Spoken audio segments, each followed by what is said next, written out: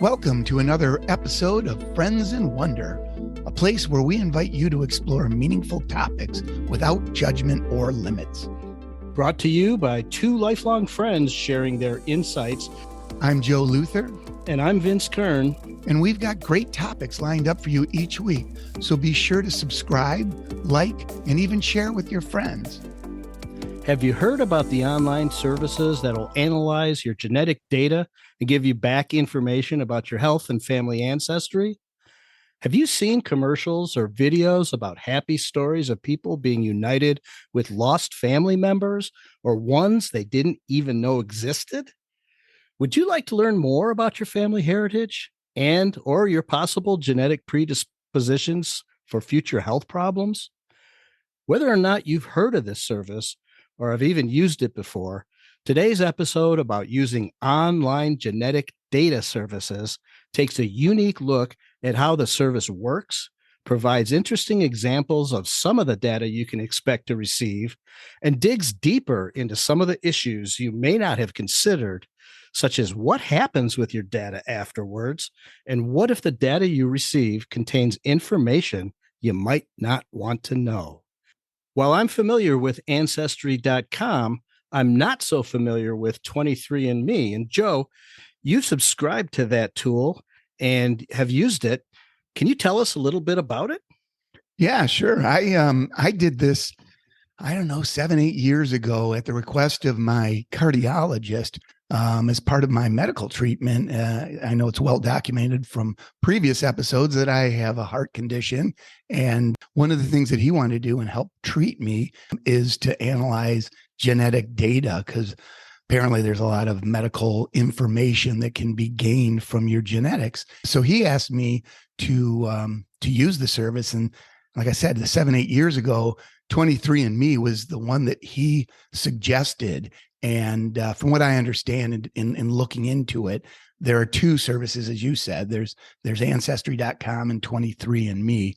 23andMe maybe is a little bit more, now I'm just generalizing here, but 23andMe is more for the health data. They both do the same thing, but for our purposes, 23andMe is more related to health data and more health data centric, whereas ancestry.com, I think, is more about the story and the family tree and in the history and who you're related to, but they both do the same thing. So all I can tell you about is 23andMe because that's what I've used.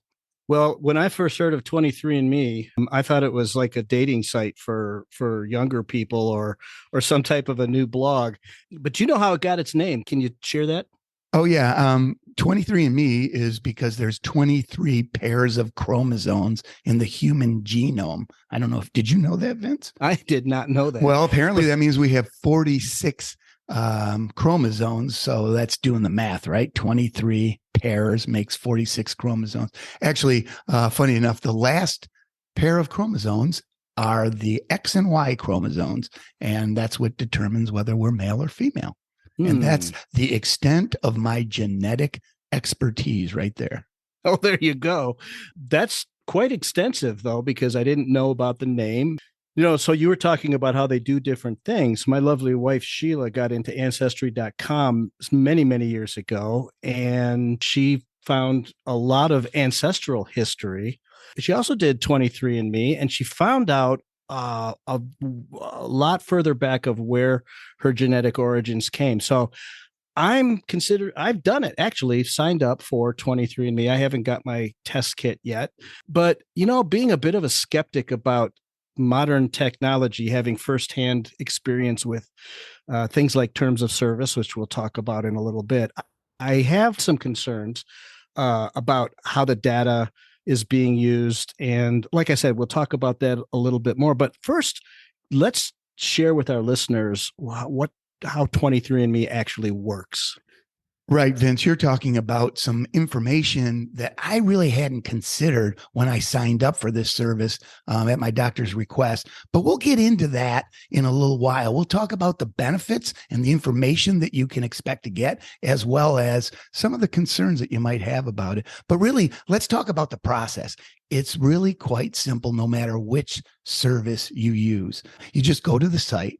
and there's various levels of service that you can sign up for. And I think I paid around $200. I think you can get a service for half that price and maybe upgrade later if you want to. You can also get a discount if you do multiple purchases. So like if you want to do it for you and your wife or family members. So there's different packages that you can buy. And then they send you a kit. No matter if you bought one, they'll send you one kit. If you bought multiple, they'll send you multiple. And all it is a little kit where you take a swab of your saliva and put it in the package as they instruct and send it back to them. You have to fill out a document for each of the kits, and so they know who belongs to what. And then suddenly you get notification online about the genetic information that they found from your sample. In your case, it was both genetic and some medical genetic information, right? And you mentioned too that you even got you ordered a hardbound coffee table type book. Right. So then once they get so basically they're getting your genetic data, and then they have their huge database of what to do with it. And there's your own personal data and what your genetic traits are, as well as all the fun kind of information that you can have, like you said, in a book. You can also, they have a number of portals online in your online account that is constantly being updated. So for instance, if there's a new breakthrough on a medical technology where they know how to determine this medical condition genetically, they can give you up-to-date information, because nothing changes with your genetic. The only thing that really changes is their ability to analyze information against your genetics.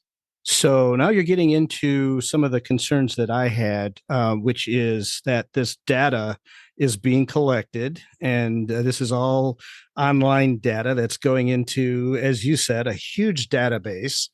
And I have had the pleasure or the annoyance of writing terms of service for a few of the projects that I've been involved in.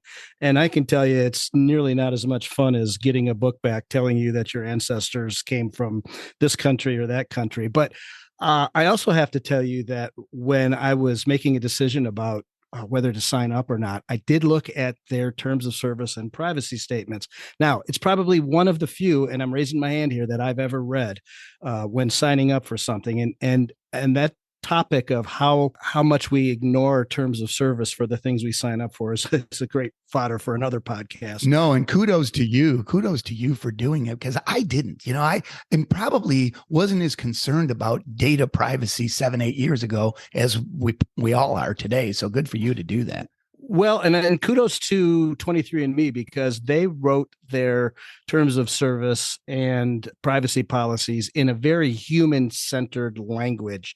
And I think that really speaks volumes for them trying to explain this difficult topic to lay people. And I want to read something from their risks and considerations regarding 23andMe services portion of their TOS, is hereafter how I shall refer to terms of service. And I'm just going to start by reading this couple of quick paragraphs.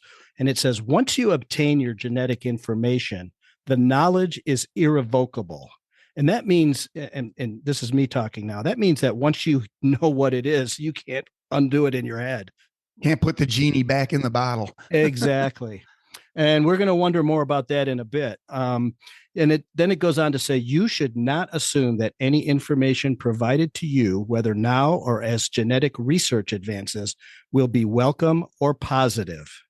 Now, how unusual is that to hear in a terms of service? Then it says, some people feel a little anxious about getting genetic health results, and you may learn information about yourself that you do not anticipate. This is normal. If you feel very anxious, you should speak to your physician and genetic counselor prior to collecting your sample for testing. It says, additionally, you may discover things about yourself that trouble you and that you may not have the ability to control or change. And they give an example, but to paraphrase it, you may find out surprising facts related to your ancestry, or that someone with your genotype may have a higher than average chance of developing a specific condition or disease. Right. That is so good. And again, that's not the kind of information I was thinking about when I signed up for this service. But now, fast forward to today, there's all sorts of people going online and connecting with this service and finding out information, maybe a little faster than they anticipated. But that's great. That's why, even though you had to dig into the terms of services to get this, that's really what we want to talk about today. And that's this: what is the benefits? What are some of the great data pieces that you get from this, or fun data pieces that you get from this? And then what are some of the more human concerns to consider before you step forward with it? And I think the first one, so there's really two benefits. There's the ancestry information, and there's the health information. And I think the fun one to talk about first is the ancestry information. And that's kind of getting into your family tree. And I got to tell you, Vince, both of them do a great job with it, because 23andMe has given me some really fascinating information about my family tree, both on my online account and in this book that I ordered. And so the book is something that I can bring out at family parties, or, get-togethers, and show people, what my percentage of Neanderthal heritage is, or, how many pieces to the family tree are connected, and all that kind of fun information. And then online, there's even more of that. That's kind of, really colorful and pictured well. They do a real good job of connecting you to the rest of the family tree. So that's a lot of fun. Yeah, that sounds like a fabulous evening with friends and family. And it seems to me that your results from 23andMe go back further based on genetics than ancestry.com might, because ancestry.com is based on historical records. And my family had a professional history finder, I guess is the best way of saying. I know there's a word for it. Is it genealogist? I don't know if that's a genealogist. Thank you. I believe it probably is, but it deals with histories of records. And in my case, he went back and found records back to the mid 1500s. Now, he did have 3 huge 5-inch thick binders of all sorts of information and a printout of the family tree, but it printed out on huge paper about 24 inches wide, spans about 20 feet. So, like, where am I going to put that, and how am I going to read it? Like a scroll on your living room floor or something? It sounds. Yeah, and I'm sure Ancestry.com has digital tools as well. And Joe, you showed me some of the digital assets that you have from 23andMe. Can you talk about that a little bit? Yeah, it's kind of interesting. So really, there, like I said, there's 2 different tools that I have, or assets that I have, and one is the book, and the book is obviously stagnant, because once you get the book, there's no updated information. But online, my family tree picture is different, and it's ever evolving, and it's really kind of cool, because you can see yourself. The way they set it up is a picture of you in the middle of the family tree, and then all of the the traditional tentacles that you see from family trees. And wherever somebody in my family has signed up for 23andMe, their name will be in the spot on the family tree. And wherever genetically the site knows that something would exist, like a parent or a grandparent, whatever, there'll be a blank there if they haven't signed up for the service. So I have like a great uncle and some cousins, and then it goes up to a grandparent that I share with third cousins and whatnot. And it's very interesting. And that's always being updated. So it's kind of fascinating to see it in a visual like that, kind of like what you were talking about with the hard copy. You have this kind of evolving document online, as well as the colorful one that you can bring out at a party with the books. But what else is interesting, Vince, is they show you on a map where you genetically originate. And I don't know if people know this. I just wanted to read this one section that goes back to apparently the oldest haplogroup that we current humans have. And here's what it says. The stories of all our paternal lines can be traced back over 275,000 years ago to just one man, the common ancestor of haplogroup A. Current evidence suggests he was one of thousands of men who lived in Eastern Africa at the time. However, this male line descendants passed down their Y chromosomes generation after generation, and the lineages of all the other men died out. Over time, this lineage alone gave rise to all other haplogroups that exist today. So we all go back to one common, I guess, great grandfather from haplogroup A 275,000 years ago. Well, leave it to you to go all the way back that far and giving us an anthropological education. I had heard that theory about everybody going back to one ancestor, but I never knew about the part where the haplogroup A, let's call him Father Hap, was part of thousands of men, because I kept asking myself, well, how does one man, how did he get here? But apparently, so there were thousands of men, and we can talk about the pre-existence all for some other time, but I did not know that. Yeah, I think what they're saying about the thousands of others that lived at that time is not all those thousands died at one time. It was just over a period of history. They eventually died out. And it's just, maybe it's a more anthropological way of saying we all go back to this one guy.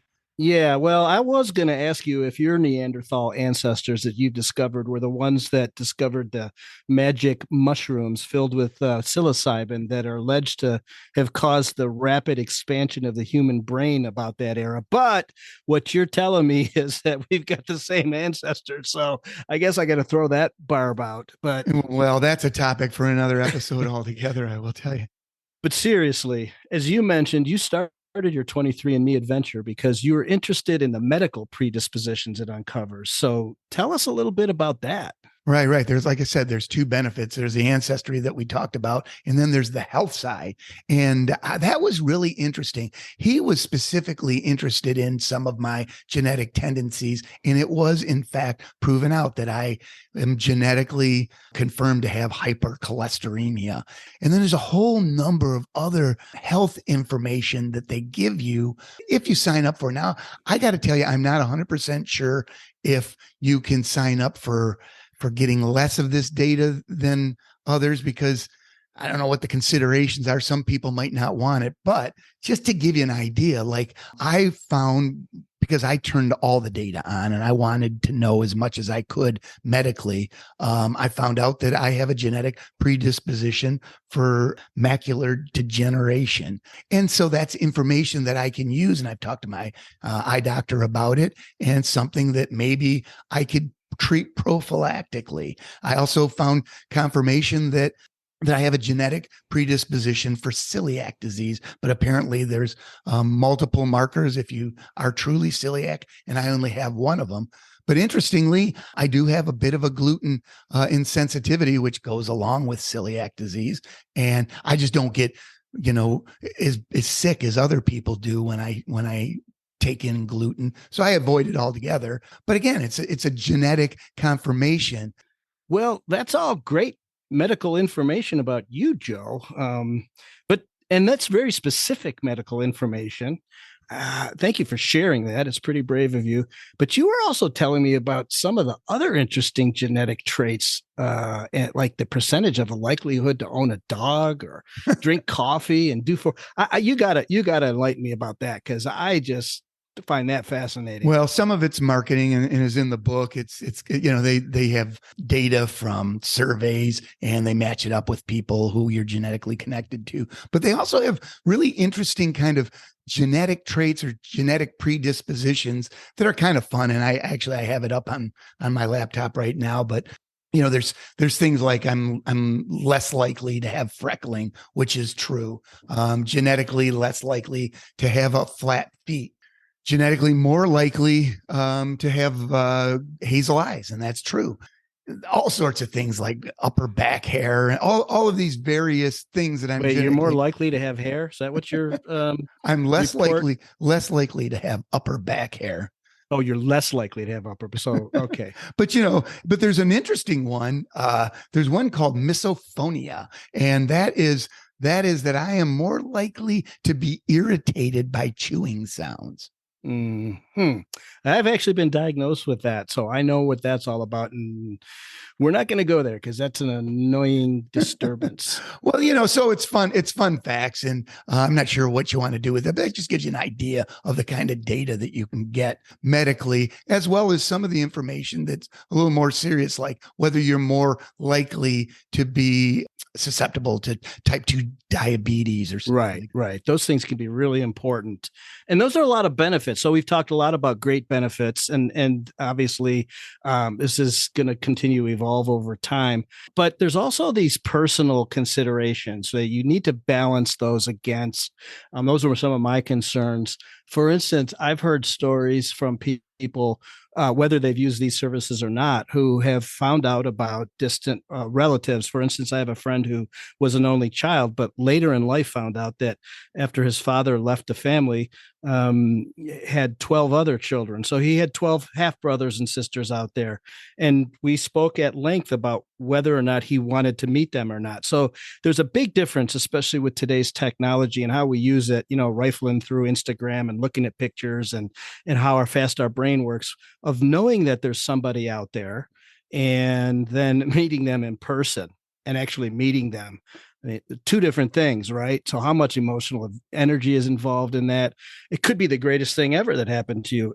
It could also probably be not so good. Right. And I think that's when you mentioned it in the terms of service, I think that's a real good kind of warning or consideration to give to people before they go ahead and use this, and before they opt into the kinds of data that they want to get or that they want to provide to others who are using the service. And Vince, I have an anecdotal story too. I have a friend who, our age, whose wife, after both her parents died at a nice old age, did this service and found out that she was adopted. She had no idea that she was not the biological child of her parents, and her parents were gone. She ended up calling a great, one of her parents' brothers and asked them if it was true, or asked him if it was true. And he started crying on the phone and said, yeah, we were sworn to secrecy because you came as a baby and they just never wanted you to feel different.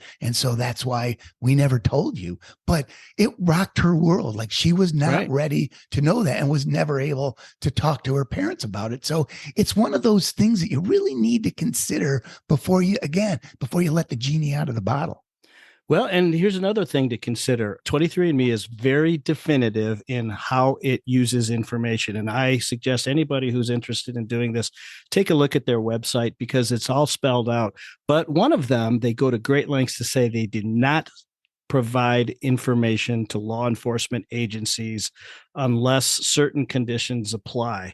And, you have to take what you hear on the internet with a grain of salt, especially for me. TikTok to me is a place where a lot of people just want viral experiences. And, I've seen stories there that were sent to me about a woman who said that the police came to her house and said she was the linchpin in a murder case and they wanted to get her DNA. Now, that's another unintended consequence that whether if that's true or not, I don't know. But do some research on the controls of the privacy concerns. They do have a robust back end for setting your preferences and whether or not you're willing to participate in have your results, which, by the way, are de-identified, which means that anybody using them in research does not know who you are. And Joe, you said you had a lot of that turned on. Now, can you talk a little bit about why you, for instance, allow your data to go into research studies? Well, I guess because I've been the beneficiary of modern medicine. So I thought the right thing to do is to give them data back. So I've been involved in a number of studies where I answer surveys about my medical condition or various questions, whatever they provide. And for a while there, I was kind of one of their model participants because I would do a lot of them. But you can sign up for as much or as little of this as you want to. And the point you made about whether the police can get access to this, that resonates with me though, Vince, because even though they may or may not be sharing this information with law enforcement or government today. Who knows? Like, right? I mean, back years ago, there were people believed that their data on their cell phones was secure, but now with the subpoena, who knows, right? And I know Apple prides itself in keeping your data secure, but who knows, right? Who knows in the future? And I think that is a consideration to keep in mind, because there are people who think that, you don't want your genetic data out there in the hands of third parties. But yeah, it's another consideration. And the one other consideration that I can just give anecdotally is that when you get some of this medical information, if you're more like a hypochondriac or somebody who worries more than the next person, you might want to consider whether you want some of this information, like me with the macular degeneration, or other information about whether you're less likely to develop type 2 diabetes. If you get that information, don't misuse it and think that, oh, that means I can eat as much sugar as I want to, because that's not what the data is saying. So I think you have to be careful with how you get this information, whether you want it and whether it impacts you in a negative way. Well, anyhow, that kind of gives a deep dive into some of the considerations before using this service. But Vince, you've already decided to do it, and some of our listeners are probably wondering whether they want to do it or not. What do you think? Has any of this information or discussion changed your mind in any way? I did make the decision to sign up for it. Now, I didn't sign up for the medical part of the service, just the ancestral genetic history part of it. But I really think that at this point, I signed up for it because my curiosity about my ancestry just is becoming more and more piqued since I've learned some of the stories of my ancestors from ancestry.com. And weighing the balance and the benefits for me, I decided to sign up. But I do say it's a personal choice. I think it boils down to your desire, your considerations about your information, and all of that. But I decided to do it because I'm interested to find out, where my ancestry leads back and how much Neanderthal blood I have. Well, yeah, Vince, I can't wait to find out what your percentage of Neanderthal is. I'm going to keep mine a secret. But yeah, anyhow, we hope this gives more information to our listeners about this service and some of the things that they might not have considered.